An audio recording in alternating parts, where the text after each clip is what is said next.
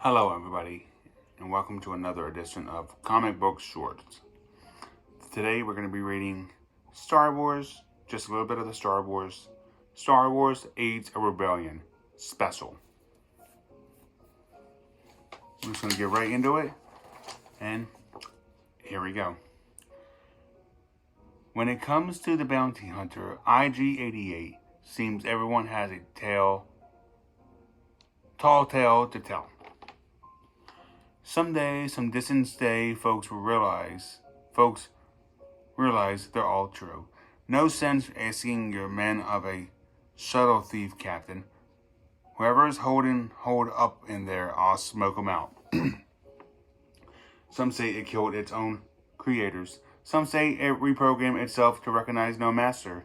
Others claim its sire sliced out its own emperor active to avoid damage.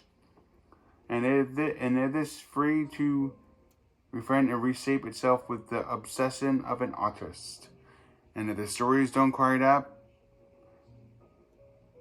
if witnesses swear they seen the killer destroyed more than once, or evidence to the contrary, crink, then well.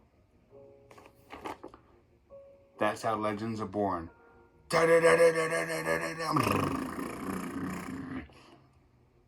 But the strangest rumor about IG-88 is that it frequently chooses not to claim its bounties. Vangelis, I-rating. So if your instance it killed a senior member of an outlaw gang whose associates would definitely seek revenge if they knew, then despite the high reward on offer, the singular killer might decide not worth it. It is notable how many of IG-88's hits end in fire.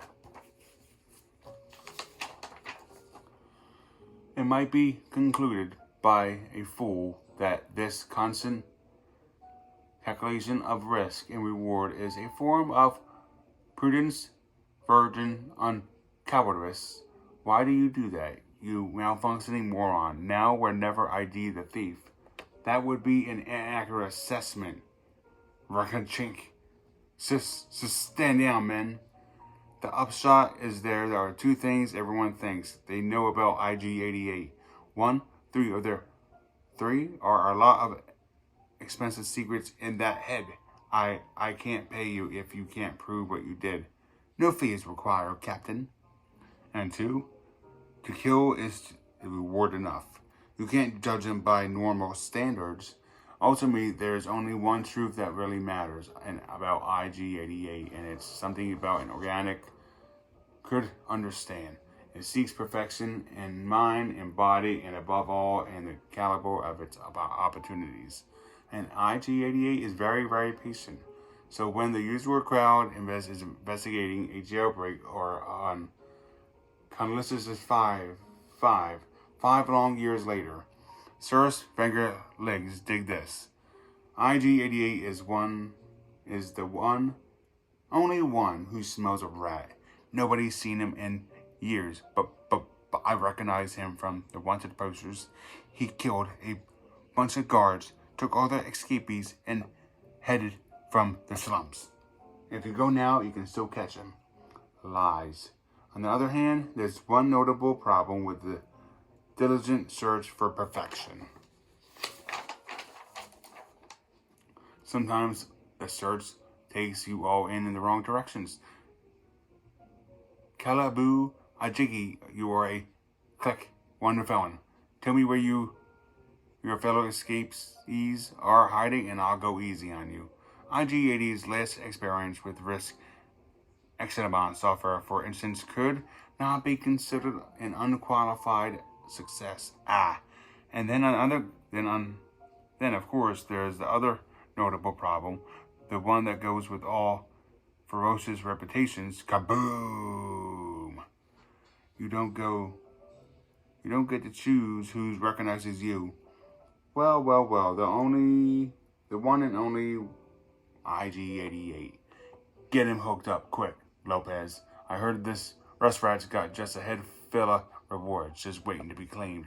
We could buy a ship, get off-road. We could buy a ship, get off-world, live like kings. Emperor spit, would you take a look at all these bounties? We ought to look up at the nearest pay point. Taliboob. Now, if you're in the business of bounties, but if you don't want to deal with the gold or empire on account of being a fugitive, say your best bet is usually the local mob.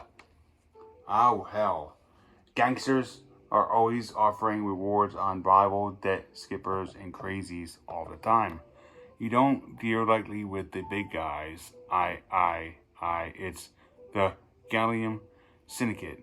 All which may explain why the fugitives are so busy building some courage, that none of them notice old 88 withholding 1 or 2 hollow clips, and nobody sees it and plays a call to its ship.